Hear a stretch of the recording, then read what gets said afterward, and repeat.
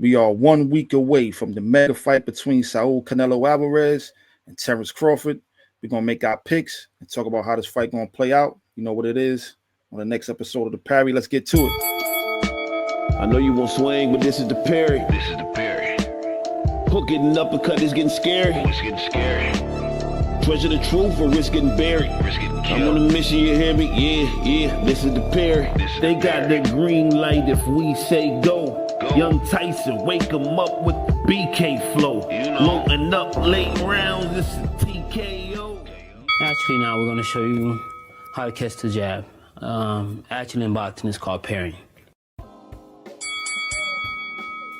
Peace. Welcome to another episode of the Parry, where we don't pull or duck no punches, and the parry is fundamental to boxing. You know what it is. I'm your host, Bomani UFG. I am the pragmatic Che Black. Just want to remind everybody, please go ahead and hit that subscribe button. You know what I'm saying? And follow us on all of the social media accounts you're going to see on the screen right there. Che Black, what's good with you, brother? You know, same fight, another round. Yo, man, this fight, I was just watching the countdown for the Canelo Terence Crawford fight on Netflix, which is excellent, by the way. You know what I mean? They also trying to paint some narratives too. I didn't appreciate, but I'll talk about that later. I don't remember the last time I like a fight was coming up and I'm watching like a preview or the countdown or the 24/7s and all of this and that, where I was actually getting goosebumps, man. Like, I'm super excited for this fight, bro. Like, when the last time you've been excited for a fight like this, of this magnitude, bro? Well, you know, it was probably the last big Crawford fight when he fought Spence. You know, that to me was the same level as Oscar De La Hoya versus Felix Trinidad. You know, those are the type of fights that, you know, you're looking at young fighters, undefeated fighters. You know, Canelo Alvarez, who is not undefeated, but he's at the top of the food chain in boxing. He is one of the faces of boxing. And we have a fighter like Crawford who is challenging. This is a challenge. We already know how great he is, but the fact that he's challenging himself, he's daring to be great, you know, prove even that he's greater than he's already shown. If you understand what I mean, he's jumping up in weight. This is something that, you know, that right there brings a dramatic element alone to the fight. That throughout the entire fight, there's that drama of is Canelo too big? Unless we see him take Canelo shots early in the fight, it's always gonna be that if Canelo lands them that one, you know, that one bomb, right, could it set something up? Now, like, you know, there's a lot of I watched a lot of videos of different fighters and trainers and boxing pundits. Everybody got their opinion. Now I know that Canelo is the odds-on favorite to win the fight, rightfully so, considering his resume, his experience, him being a bigger man, being the undisputed champion in the division. It's easy to pick him, but when you go and you watch like I said, the opinion of like fighters and, like I said, boxing pundits, trainers, or what have you, it's kind of split down the middle. People are picking Canelo for the same reason that most people picking Canelo. He's the bigger guy, or he's the one, you know, with the knockout power in the division. But I'm surprised to see people like Usyk picking Canelo. Even David Benavidez is picking not Canelo, excuse me. Usyk is picking Crawford, and David Benavidez is picking Crawford to win this fight. There are people that's kind of saying, you know, not really picking either or. They're saying, you know, Crawford has a chance to win the fight. Like, you can't count him out and things of that nature. Now, before we even get to Terence Crawford, what does a win over Terence Crawford do for Canelo in his career at this point? Well, it gives him a nice, good paycheck. You know, as far as his legacy, I mean, okay, he defeats someone who was coming up. It's really, to me, I don't see the large gain in a win, especially if it's a easy victory. You know, even if it's a hard victory, then it's like, well, you had to struggle to get it. So I can understand why Canelo initially was hesitant to even take the fight. Like, honestly, I can see why it took the load of money it probably took to make this fight happen, because I don't really see the glory in it for Canelo nearly as much as it would be for Crawford in a victory in this fight. If he wins the fight, it's becomes he was supposed to win, you know. And if he loses, you know, and then of course it depends on the fashion of how he loses. Is it a definitive loss? If he loses, it's just a testament to Crawford's greatness. It doesn't actually take away from Canelo's greatness so much to say that Canelo wasn't as great as we thought he was, but it becomes a testament to Crawford's greatness. So the advantages in win or lose lie both in Crawford's favor, if you ask me. I'm gonna say I feel like in all fairness, like what I'm gonna tell you what I'm not gonna do. If Canelo beats Crawford, I'm not gonna take away from the victory, because you beat, in my opinion, the pound for pound best fighter in the sport. I mean, granted, to some, again, like you said, the narrative might be, well, you were supposed to win. You were especially if you knock him out, you were supposed to. Real quick. The narrative of a good big man beats a good little man every time, and that's what has to be. Like, this is conventional wisdom. So, right. Real quick, the fact that conventional wisdom on every aspect is in Canelo's favor. All conventional wisdom has to be, Canelo has to have the benefit of all conventional wisdom. He's the bigger fighter. You know, he's been in that division. He's got the bigger punch. He's fought the bigger punchers. But go ahead. Well, again, you know, the reason why I'm not going to take away from the victory. All right, Canelo at one point, like when Canelo got the Floyd fight, they fought at a catch weight, 152 or something like that. Canelo was the bigger man. Canelo was the stronger man, the younger fighter. He had all of the advantages going into that fight, but he stepped up to fight the pound for pound best fighter in the world at the time, which was Floyd Mayweather Jr. He lost that fight. You had he won all the advantages? He had all of the advantages in the sense of he was the younger fighter. He was the bigger fighter. He was the stronger fighter, right? Mind you, he already had like 40-something fights at the time, right? He got to fight him at a catch weight. He didn't have to, shrink down to 147. He fought him at 152. And he had all the advantages, but he got into the ring with the pound for pound best fighter in the world. Had he won that fight, nobody would have said, well, you was the bigger man. You were supposed to win. He would have got all of the respect and props that he deserved for fighting the best fighter in the world and beating him, making him now the best fighter in the world. But that didn't happen. He lost. But now you can't use that. Hold on. Go Let ahead. me finish. Hold on. You can't use that. Go ahead. I mean, why not? Because what I'm saying, at this point in his career, he's now fighting the best, in many people's eyes, the best pound for pound fighter in the world. He has all of the advantages in the sense of he's the champion. He's perceived as the bigger man, the stronger man. Crawford is moving up to fight him. He has all of the advantages, but yet he's getting in the ring again with what many would call the best pound for pound fighter in the world, which for me, if he beats Crawford, I'm going to give him the respect and probably acknowledge him as the best pound for pound fighter in the world. That's me, though. I get the other narratives that people are going to have. But for me, because I feel like it does this fight a disservice by not acknowledging both talents that's stepping into the ring that night. You on mute. You made a point that needs to be addressed now, and you're making other points now. But Good. you made a point that needs to be addressed. Mm.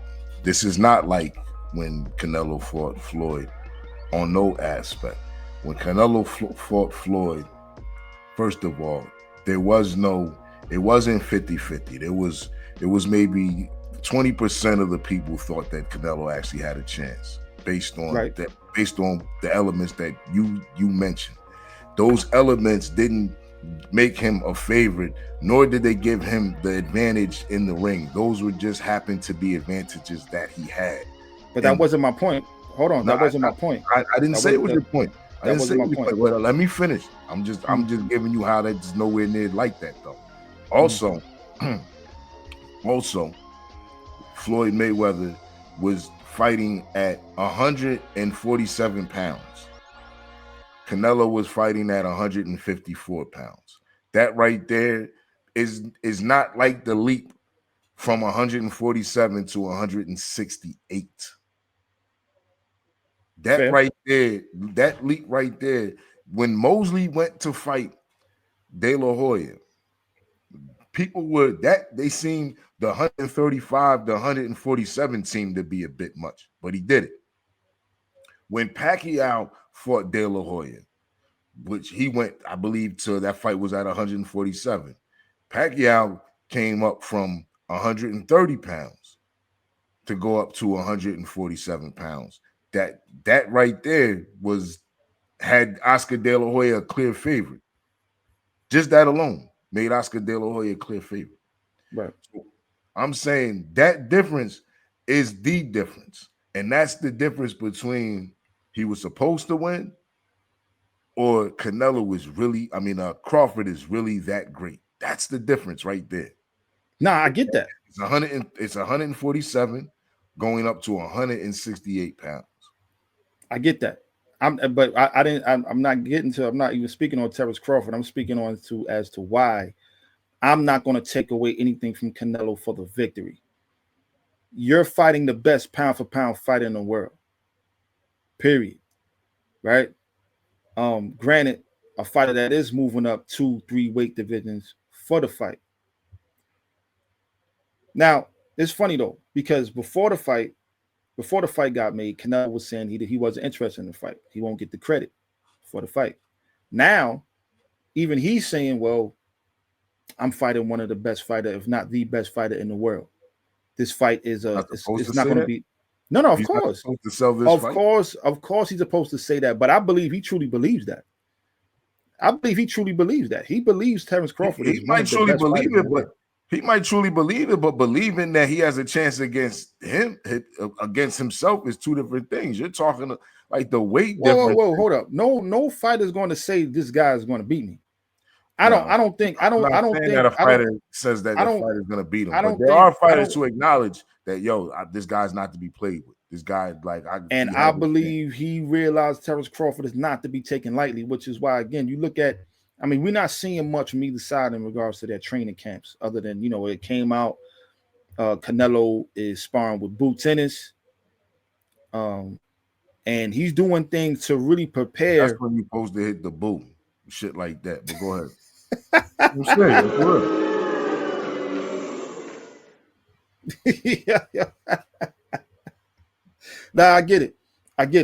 Overall, just to kind of just sum up my point. I'm not going to take away anything from Canelo Alvarez if he beats Terence Crawford. I'm not going to be the one saying, well, he was supposed to do that. I'm actually just going to be kind of sad. I'm not going to be the one either. But right. you not think that that's still not going to be a sentiment though? Absolutely. It's going to be probably a majority sentiment. Like I'm not going to feel that way, but I'm pretty sure there's going to be a large sentiment of people who feel like, yo, he was supposed to do that, man. Well, here's the thing. Especially if he creams him, especially if he comes out there and washes him within the first 5 rounds. Well, here's the reality though. This is what we're getting with this fight. We do got the best 2 fighters in the world. Now, Canelo to me is on the pound for pound list. I don't think I got him top 5, definitely top 10. But in his division, He might be like He's 10. Nah, I'll probably put him somewhere around. I'm saying on my list, he might be Nah, like I 10. got it. I probably got him somewhere around 7. But I mean, I would have to do our list. That might be a show we may have to do one day. Go through our pound for pound list. But Canelo, as far as this era of boxing, he is the face of this particular era of boxing. Right? We fresh out of, let's say, I guess maybe Andre Ward was looked at. Floyd left. Andre Ward kind of had that spot for a moment. Then, now we into the Canelo era. He's the top guy, hands down. Terence Crawford is the best pound for pound fighter probably of this era. So we got two of the best fighters of this era meeting on September 13th. This fight will solidify who era it actually is. Now, I asked you the question about Canelo. Now let's just go to the other side. A victory for Terence Crawford. What does this do for his career and legacy? I mean, it takes his legacy to another stratosphere. I mean, it's just that simple. I mean, a victory over Canelo, coming up from 147 after coming up from 135, is just and winning the title, beating Canelo, who is considered by most in the top 3 pound for pound. Like, most people have him ranked as high as number 3, possibly even number 2 on some lists. Whether I don't agree with that, but somebody who is that heavily and highly regarded in the sport, a victory of him at this time,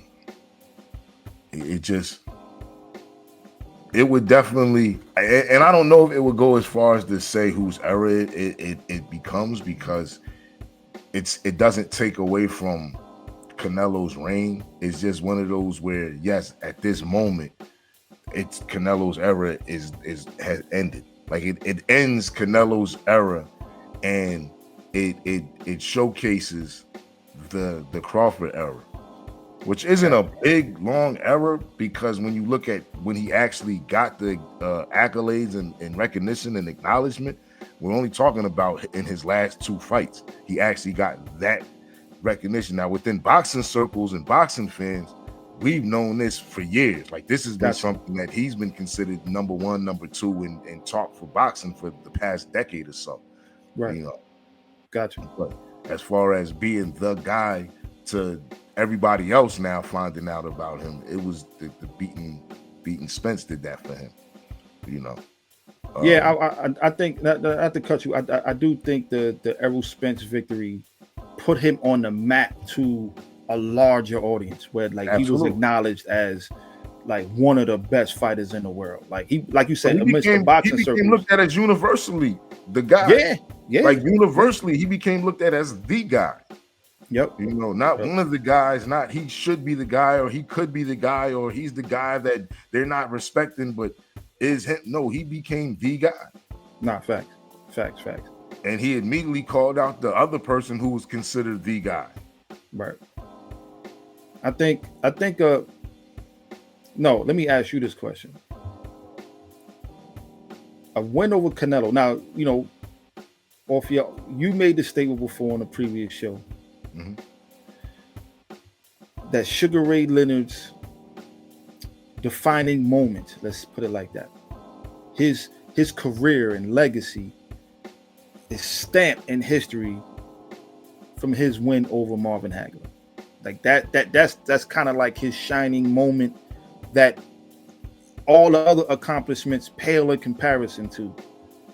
Beating marvelous Marvin Hagler, who was the most dominant middleweight probably of all time, a menace, like somebody that just was just a brute. Hold on. But I just want to make sure that my quote is corrected. No. I mean, I'm not quoting you exactly. I'm just saying, like, your overall point was that was his moment. Like, not that Sugar Ray Leonard wouldn't have been a Hall of Famer. That took him from king to God. That moment took him from king to God. This is what I'm getting at. Mm-hmm. So does a win over Canelo Alvarez for Crawford now put him in that stratosphere? Does it put him in that same category like you mentioned? We're gonna make another face on Mount Rushmore for. Absolutely. Absolutely. It definitely puts him. It puts him without question in the same breath as Sugar Ray Leonard. Without question in the same breath as Marvin Hagler. You know, in the same breath as Pernell Whitaker. In the same breath as Roberto Duran. Like they become it's without a question. When I say that, like people can say that now, of course, but there's argument. It's debatable. This win is no longer a debate now. It's not a question. He's in that breath without a question. And these are the gods of the sport, and he becomes immortal on that level. I 100% agree. I think he beats Canelo. You put him amongst you now talk about him in the same breath for the same fight as you mentioned. You know what I'm saying? You have to. The Floyd Mayweathers, his name is stamped now. You got to put him in on that next elite level of all time greats. Now let's get to the actual fight. Real before we get to the fight, and this is a quick question. Two things. The first quick question for you: Do you think that a win for Canelo does the same, or is Canelo in that space already? In my opinion, I think Canelo's already in that space. I think you have to mention him amongst the all-time greats. I mean, the man turned professional at 15 years old. He only has I think he 2 losses, if I'm not mistaken. He's 63-2 and with 2 draws, 39 KOs. His resume. Some fighters you may argue and say, well, he fought them past their prime, whatever. Nonetheless, he beat some all-time great fighters. You know, he beat the Miguel Cottos, the Shane Mosleys. Like he's fought these fighters at a time when he probably didn't even have to fight them. After he became the cash cow at one point. But still is. I think already he's already in that stratosphere. You know what I mean? And I think Canelo to me has one of those careers that he probably won't get the full respect and props that he deserved until after he retires, because he's an anomaly, bro. It's not like what he was able to do in his career for a Mexican fighter. Not that there hasn't been all-time great fighters who are Mexican, because this absolutely has been, but just what he was able to accomplish as far as accomplishments in the sport. And let's keep it real. What is this all about? This is prize fighting. The amount of money he made. Yeah, I was just watching this Netflix special, bro. This dude, just watch the special, man. The dude bought 2 watches. One of them was $1.5 million. That $1 million. I understand that. Like he's in that stratosphere. Just to sum it up. Yeah, absolutely. I don't think that he's in that stratosphere. I think he's in the stratosphere of the all-time greats. But I mentioned 4 who were, not just all-time greats, but these are like the greatest of the all-time greats. And when you start to get into that actual breath, no, he's not in that breath.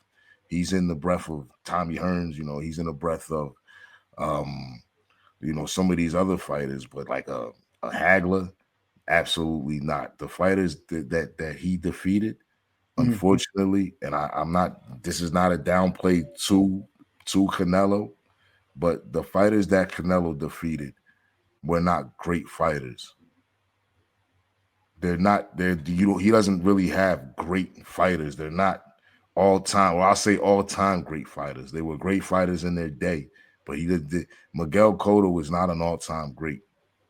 He's a great fighter for his day, but he is not an all-time great. All of the greats would have beat Miguel Cotto. Any last one the list that we did, how we ran Mayweather against every last one of them washes Cotto. They don't just beat him; they wash Cotto. Yeah, and this is what I'm saying. In order to be in that conversation, you gotta be able to believe you would have beat 1 or 2 of them. Well, here's the question then. Okay, fair.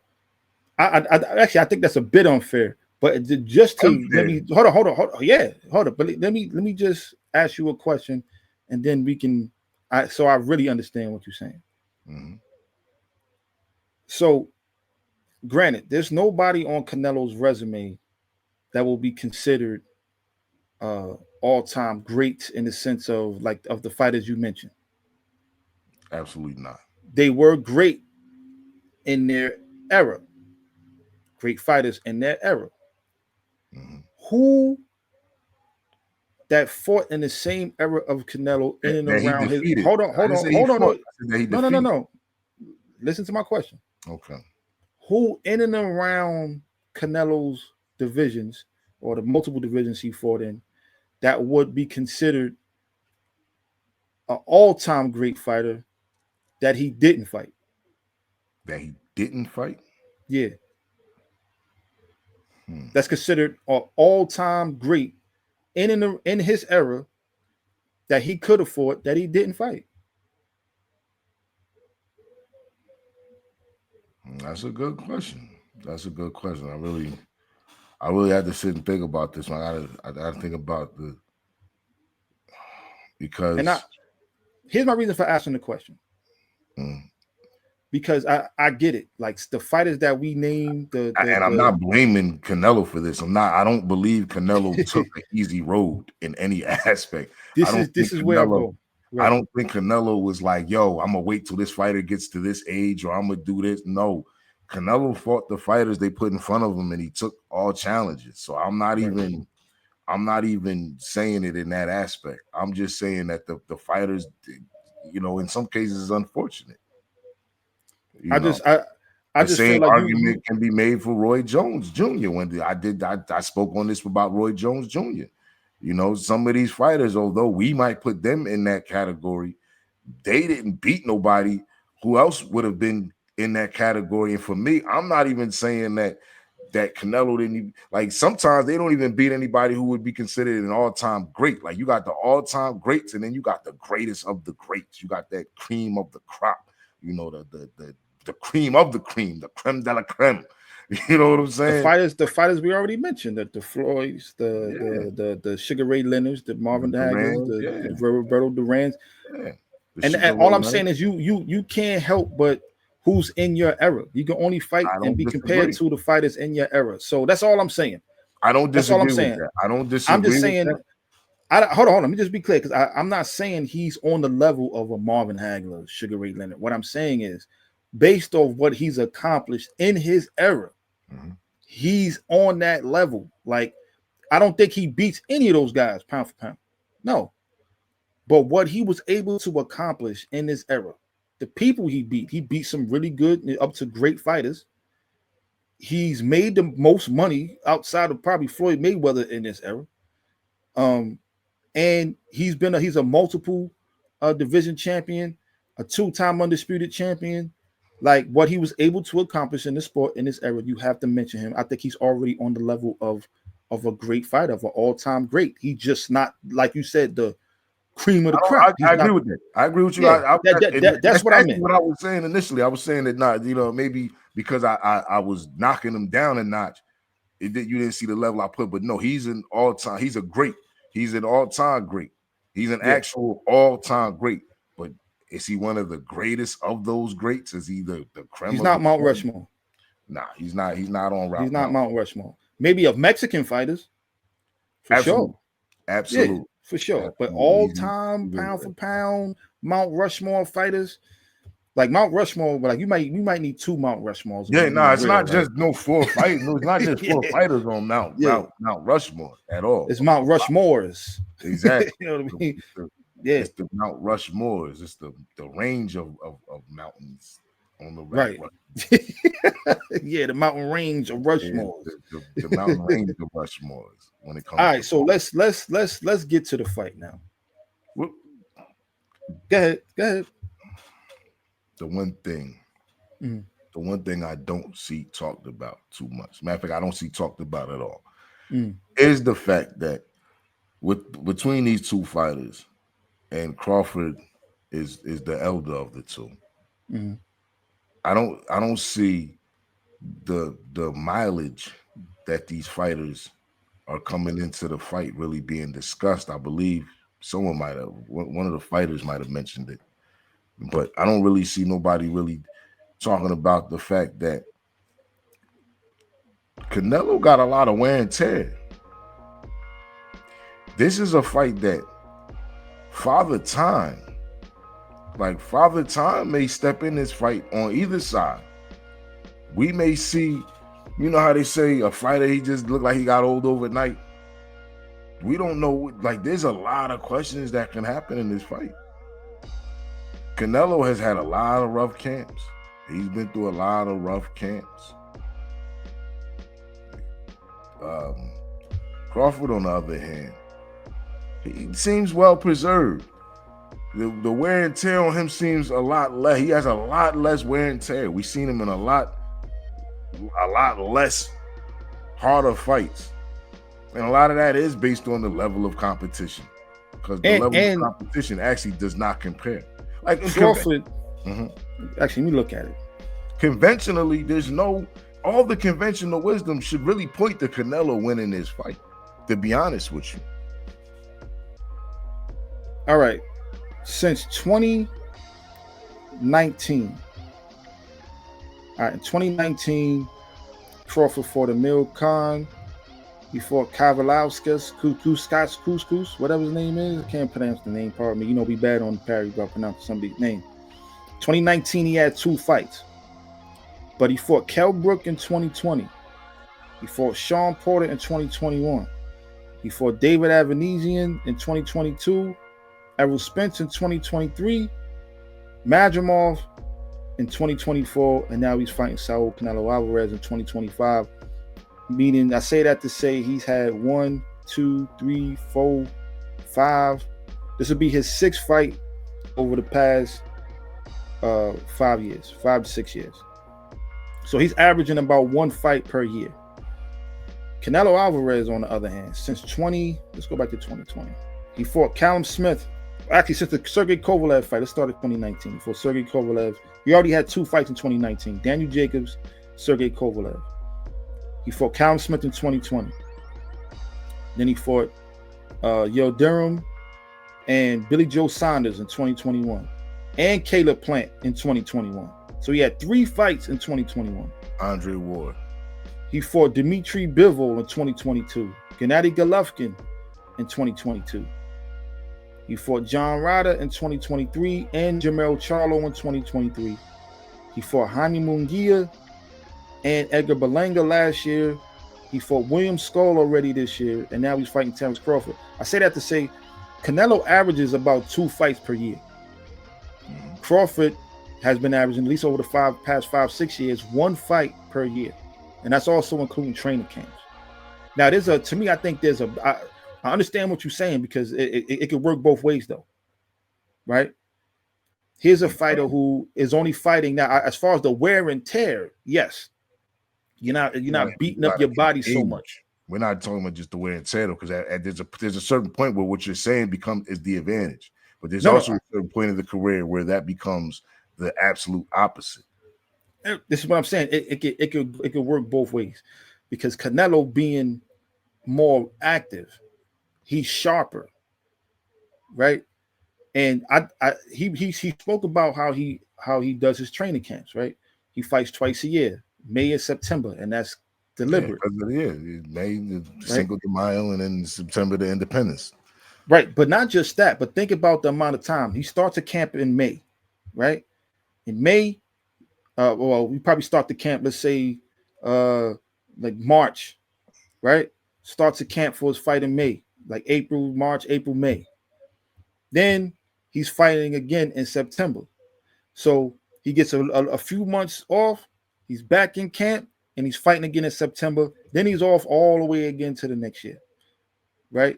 So he has a long break, but in between fights, he has a short break. He has 2 camps back to back, though.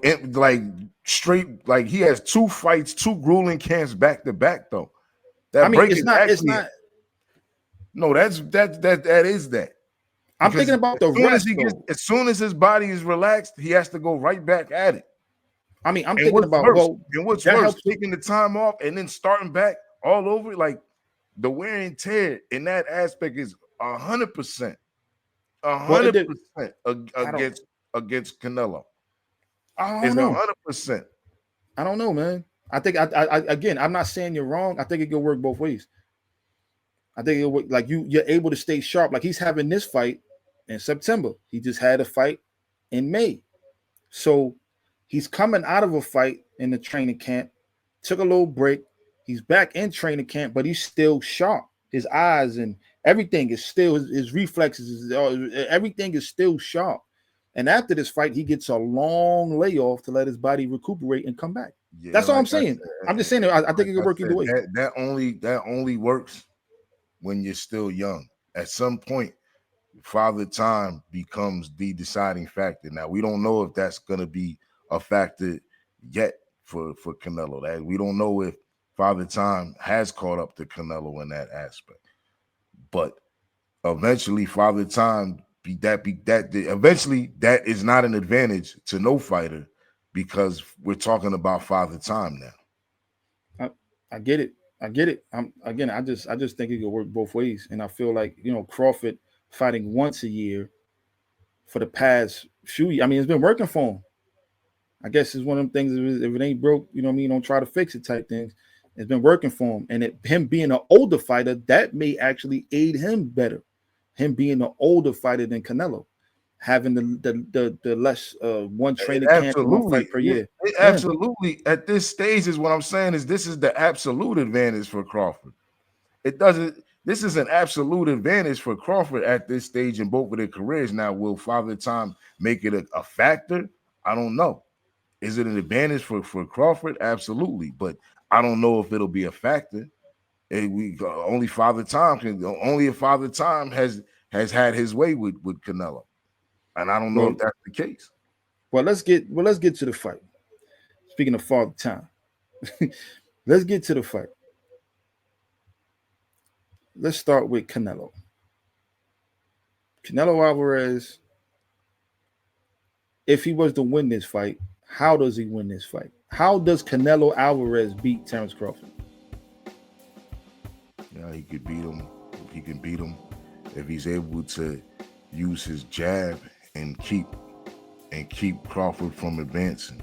Like if he could use his jab and keep Crawford from advancing and meet him in the center of the ring. Don't try to chase Crawford around. Like if he's able to make Crawford bring the fight to him, working off of his jab, which may seem cliche but a jab is key to so much. Canelo has great boxing skills.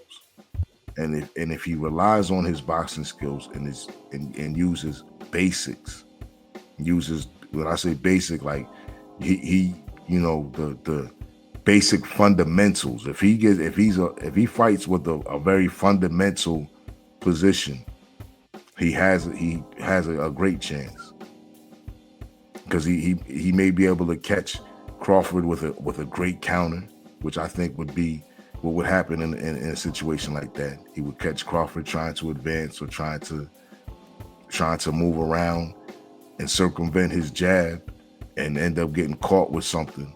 And I think that would be his best advantage. His best advantage would be to use his jab to try to set up a counter punch, to try to get Crawford off balance or get Crawford moving forward and catch him with a counter punch.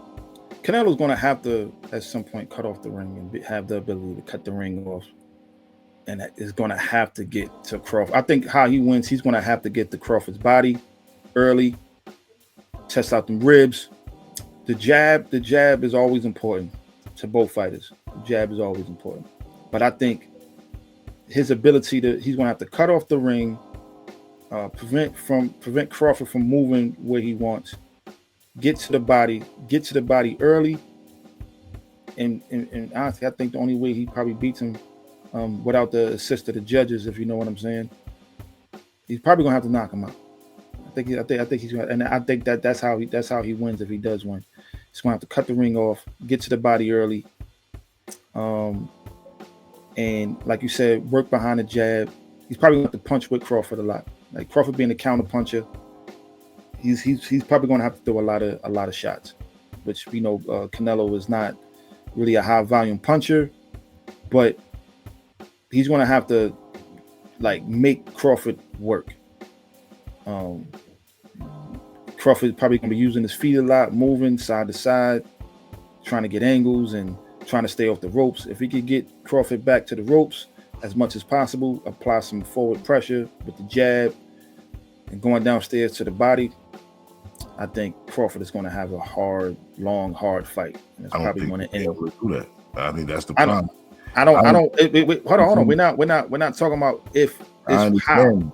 I understand. Just the how. Just the how. What I'm saying is, I think it would be when I say I don't think he would be able to do that, meaning that if he goes in there with the style and idea of trying to cut the ring off, he will get beat very badly. If he goes in there trying to chase after Canelo, trying to cut the ring off, or trying to Crawford, pardon me. If he goes in there trying to cut the ring off or trying to trap Crawford, that will be it is what I just think. That will be his complete unraveling in the fight. I think his only chance is to stand in the middle of the ring and force Crawford to come to him and be able to hold his own and possibly get a good counterpunch in there. Well, here's my issue with that idea, because it's like you can't make somebody come into the center of the ring and fight you. You have to. Crawford is not, well, being a smaller guy, unless Crawford that's his game plan. Like to be in the center of the ring, it provides Crawford with a lot of opportunity to escape and to move. If Canelo brings forward pressure, cut the ring off and prevent Crawford from moving where he wants to move, right? Throwing lead hooks, he's stepping that way, throwing right hands, using your jab, going changing levels, backing him up to the ropes, beating that body. I think that works to Canelo's advantage. That's how that works when you're the bigger man. When this fight comes into the fight, we're gonna realize that he's not the bigger man, he's just the stronger man, and maybe not even that. But when they get in the ring, and actually when they actually get into the ring, that style works when you have a better reach. That style works when you have a bigger wingspan, and you can when you talk about trapping off and cornering fighters and cutting off the ring. But when you're actually not the bigger fighter, it is more advantageous to you to try to get the fighter to come to you so you can work off of their mistakes.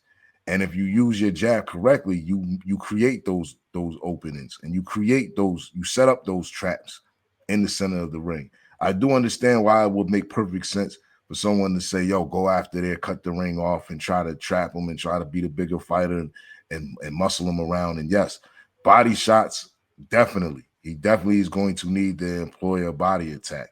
And Canelo is great with punching off of angles, and his boxing skills is something that is really slept on, I think. Or I think a lot of people who are assessing this fight, especially the ones who are picking Crawford, like I am, aren't giving Canelo his respect as far as his boxing ability. And Canelo knows how to head body you. He knows how to work from the head to the body, or from the body even to the head. And he knows how to slip a punch. He knows how to fight. He knows how to fight close and make you miss him. Like he's a great boxer. And I think that his best bet would be to go in there and use that. Don't go in there and try to seek and destroy, because you're going to get peppered. You're going to get shit peppered out of you. He can only do that if that's part of Crawford's game plan, and that's how you counteract that. If Crawford's game plan is I'm gonna meet you in the center of the ring, and then I can see that Crawford is probably gonna want to use his jab and move, especially at the early beginning of the fight. But again, that's how, in my opinion, that's how Canelo wins. But let's get to the man real quick. Terence Bud Crawford. He just posted this. He looks particularly super brolic around them shoulders, his neck, and his chest area. He looks like he packed on some muscle. That boy look cut up like a cheesesteak right now. I've never seen him look that. I mean, of course, we know this. It's a lot of water weight here, He's probably gonna look a lot leaner come weigh-in time. But particularly, I'm looking at his shoulders and his neck. He looked like he's ready to absorb some punishment. And I don't mean like, he expect to get punished all night. What I mean is anybody saying that he probably won't be able to take a punch from Canelo, he's looking like he's preparing for it. I'm gonna tell you that. He's looking like he's preparing to take the shots and be able to take them well. So now tell me how you think Canelo wins this. I mean, excuse me. How does Terence Bud Crawford beat Saul Canelo Alvarez on September 13th? I think he beats him with movement. I think he beats him with being slick. If he could make Canelo come after him, if he could make Canelo try to chase him, I think that would be all the way to his advantage, because then he could use his lateral movement, which Crawford has excellent lateral movement. Like, he's like, the way he can fight off of angles and punch off of angles with his side to side steps is phenomenal. I think that if he uses his feet work and makes Canelo have to use his feet work, Canelo be out there looking like the Three Stooges. It'll be real reminiscent of him when he fought Floyd. Real reminiscent. The difference is we may see Crawford taking a lot more. Canelo, pardon me, damn. We may see Canelo taking a lot more cleaner, harder shots than when he did against Floyd.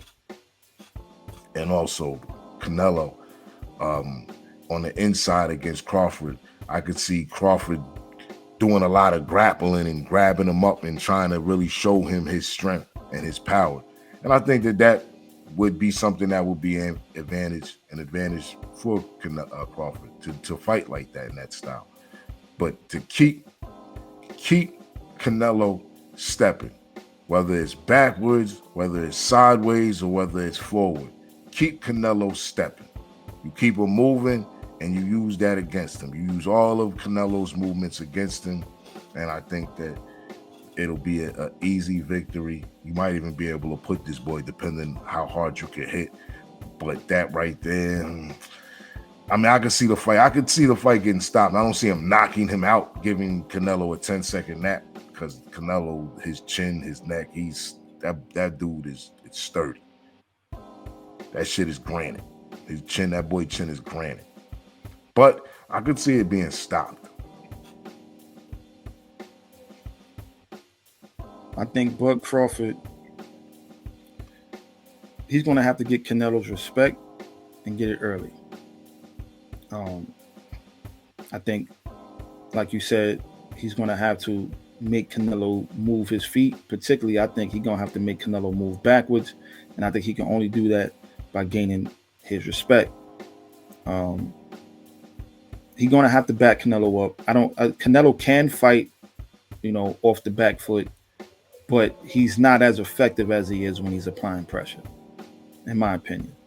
Canelo is very good with upper body movement, but very slow-footed, if I'm Crawford, if I'm Team Crawford, they need to go to the breadbasket and do it often throughout the fight. If you notice, like, a lot of fighters don't really go to Canelo's body like that.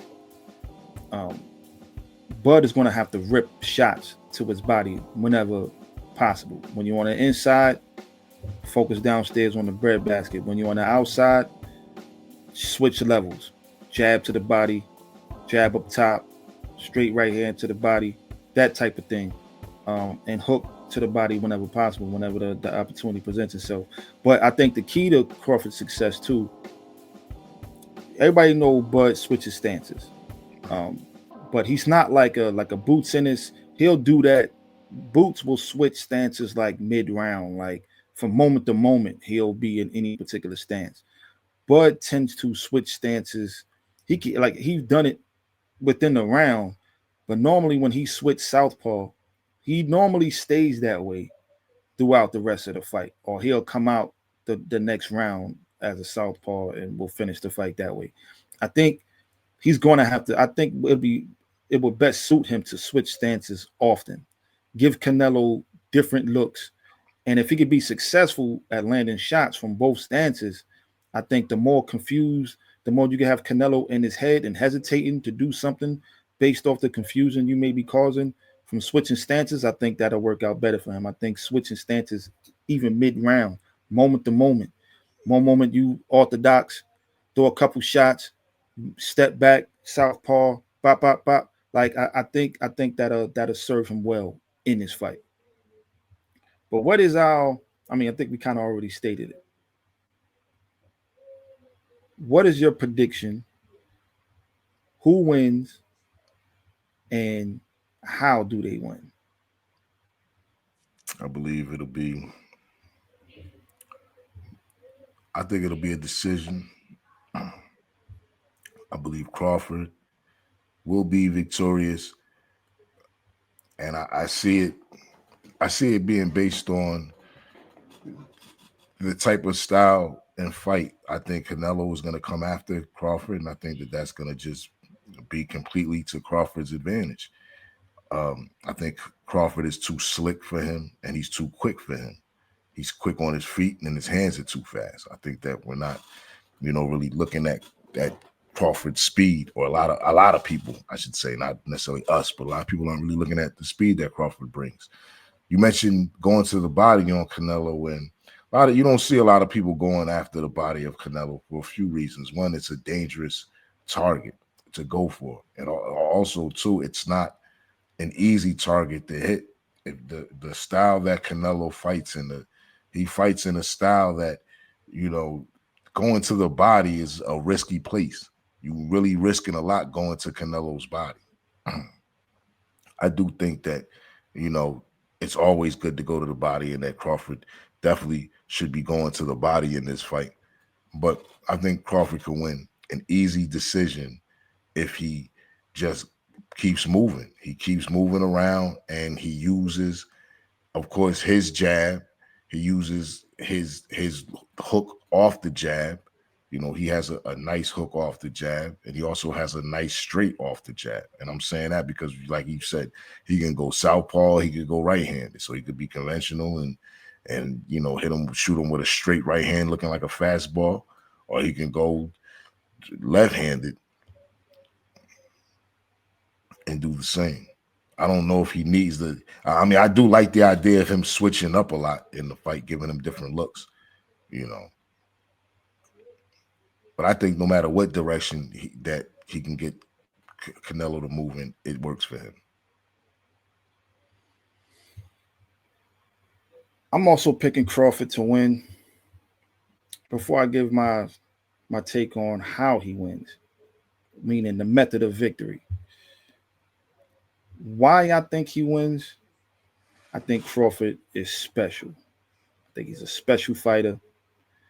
When, you watch him in interviews, see him in the training camp, he looks healthy, he looks comfortable, and he looks very, very confident. Now, certain people, like when they say something, right, you like, yeah, all right. And then there's certain people, when they say something, you believe it, right? You just believe what they're saying. I'm convinced. Terence Crawford convinced me that he's going to beat Canelo Alvarez. He got the same look in his eye when he fought Spence. Right? Indeed. He said, "I'm gonna make it look easy. I'm gonna do it. I'm gonna do it." He said, "And I'm gonna make it look easy. I'm gonna show all of you." And then what did he say at the press conference with Canelo? He said, "All y'all gonna be crying after I stomp a mud hole in his ass." When you were here in New York leading into the Errol Spence fight, you said, "I can assure you, you're going to walk away and say, Terence Crawford is special. You're going to mark me down as one of the greatest of all time." When you visualize this fight and when people walk away, what do you want them to say? Well, I want all the people in the stands that booed me, they're going to cry when they go home. They're gonna cry.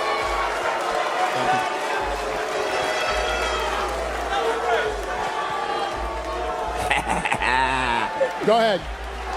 Wow. Y'all gonna be crying. Yeah. I believe him too. I believe him. I believe him. I believe him too. I believe him. He made me a believer. I believe in somebody that believe in themselves to that degree. Now,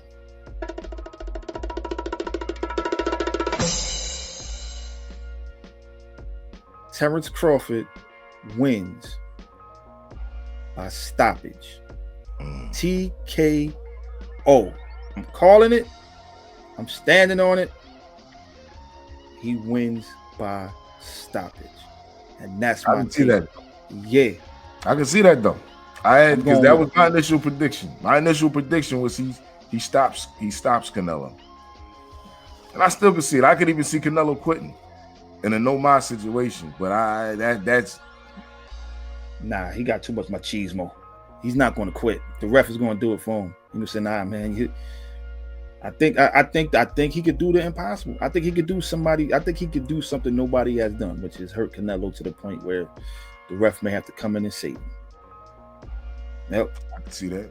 I can see that. Yep. I can see him cutting him. I can see him busting him. I can see him lumping him. I can see him just bruising him. And I can see the repetition of shots to the point where the ref is like, nah, man, you're going to be brain damaged. You know what I mean? If you keep taking these type of shots, you know what I mean? You're going to be wheelchair bound or something, taking shots like this. I'm not saying it's going to be a dog walking a la Errol Spence or back alley mugging, but it's going to get to a point in the fight where he's beating on this man. Well, I'm going to be honest with you. It might be worse. We almost running out of time, man. We both picking Crawford to win this fight. Are we doing a live stream for the fight? I won't be available for that night to do it, but are we doing let the people know if we doing something that night or what? We doing a live fight party? We going on record? Most likely. I ain't going, things can All right. happen. All right, well, y'all stay tuned. Plan this for that though, so okay. Well, y'all stay. We'll definitely be doing a fight review though, for sure, 100%. Definitely doing a fight review, man. But before we get up out of here, man, any parting words, man, before we go? Nah, that's about it, man. Just stay tuned. Let me just remind y'all to go ahead, please jab that like button. Go ahead and uppercut that subscribe button, lead hook that share button, and throw a combination at the notification bell so you can stay updated when we drop new content. Follow us on all forms of social media you see right here on the screen. And remember, this is the Parry where we don't pull or duck no punches, and the Parry's fundamental to boxing. I am your host, Bomani UFG. Pragmatic Che Black. And you already know what it is, man. Until next time, thank y'all for joining us. We up out of here. Peace. Actually, now we're going to show you how to catch the jab. Actually, in boxing, it's called parrying.